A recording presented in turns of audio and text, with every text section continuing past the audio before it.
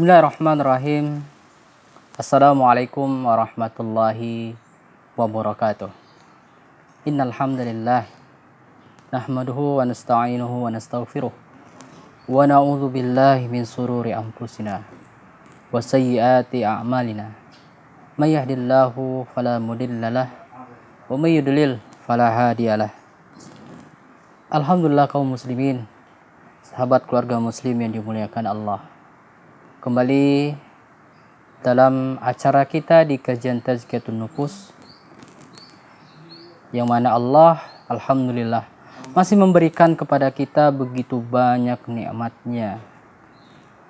Nikmat yang dengannya sampai saat ini kita masih bisa mengikuti dan juga memanfaatkan dengan semaksimal mungkin nikmat tersebut dalam keimanan kepada Allah, ketaatan dan mengamalkan kebaikan-kebaikan yang kiranya menjadi bekal bagi kita untuk menuju alam akhirat nantinya.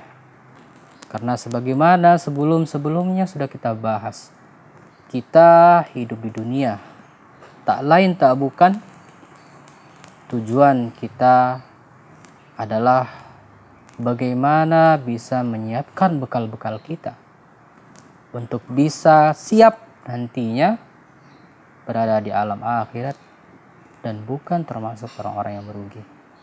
Nah, kaum muslimin yang dimuliakan Allah, di kajian Tazkiyatun Nufus, pembahasan kita masih melanjutkan seputar permasalahan sabar. Di bab sabar, kita masuk kepada poin tentang sabar di atas Islam.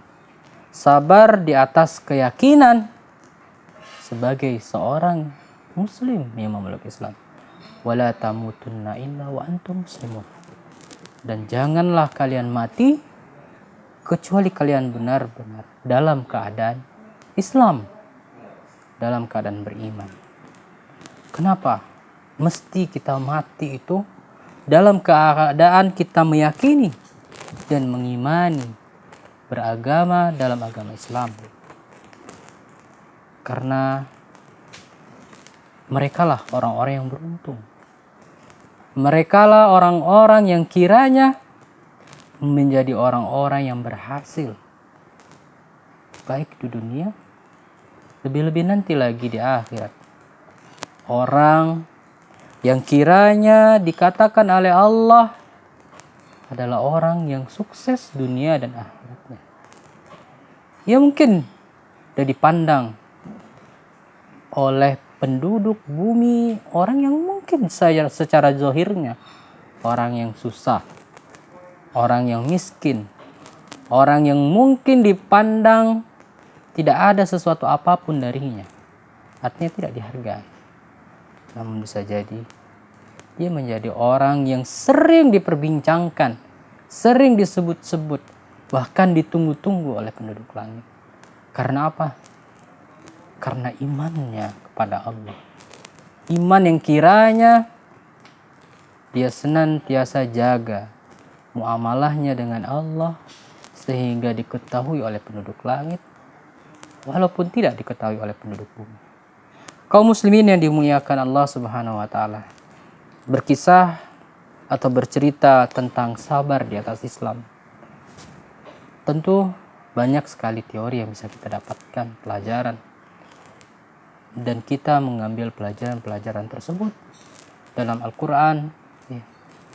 Ya, kita dapati banyak sekali kisah-kisah yang tak lain tak bukan Allah jadikan kisah-kisah tersebut untuk bisa kita ambil pelajaran. Dan itu adalah kisah-kisah nyata yang dialami oleh orang-orang yang terdahulu. Dan kita akan mengambil pelajaran dari mereka. Dari orang-orang pendahulu kita yang Allah bahkan ada tuangkan di dalam Al-Quran. Kisahkan di dalam Al-Quran. Kisah orang-orang yang bersabar dalam memegang, dalam menggigit kuat sekuat-kuatnya keyakinan kepada agamanya. Walaupun taruhan dari apa yang dia lakukan itu adalah nyawanya sendiri.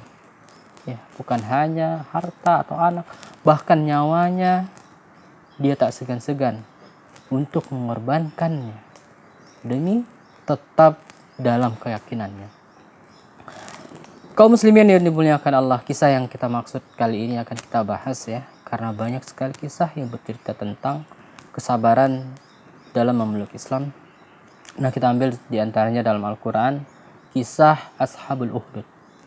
Kisah Ashabul Uhdud yang terkenal bagaimana mereka dengan keyakinan, ketabahan, dan benar-benar mantap dalam hatinya mereka memeluk agama yang kiranya agama itu adalah agama dari Allah. Mereka yakini walaupun mereka diancam akan dibunuh, ya, akan dibuang, akan dibakar hidup-hidup, mereka tetap memegang agama tersebut walaupun mereka diancam dengan begitu sangat.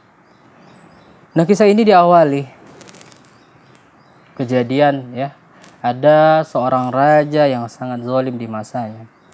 Raja tersebut diantaranya dikatakan di suku Najran ya. Ada seorang raja yang mengaku dirinya adalah seorang Tuhan. Nah, jadi dia memerintahkan kepada seluruh rakyat ya, agar menjadikannya, agar menyembahnya, menganggapnya adalah Tuhan.